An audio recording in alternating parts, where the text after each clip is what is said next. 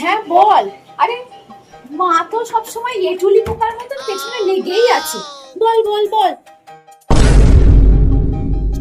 আরে কোথাও বেরোলেও সাথে করে যাবে, যেখানেই যাই করি এঁটুলি পোকার মতন লেগে থাকবে। কারোর সাথে ফোনে কথা বললে চুপ করে দাঁড়িয়ে দাঁড়িয়ে শুনবে।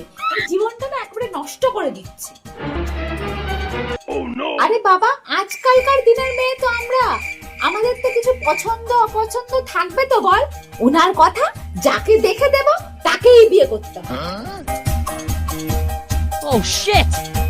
আমি অমনটা করতে পারবো না, পরিষ্কার কথা শোন, না হলে না ভাগম ভাগ হয়ে যাবে। বাবা মায়ের সব কথা শুনতে হবে নাকি? আবার জানিস তো কি বলে? আরে এই সব কথা ওই যে রিয়া রিয়া বলছিল আমাকে। না বাবা, আমি তো বলেছি আমার বাবা মা যাকে দেখে বিয়ে করতে বলবে আমি তাকেই বিয়ে করব। এইসব কথা রিয়া বলছিল নাকি বাবা মায়ের বিরুদ্ধে গিয়ে পালিয়ে যাবে, বুঝলি তো? দেখ, বাবা মা তো খারাপ চায় না আমাদের, বল।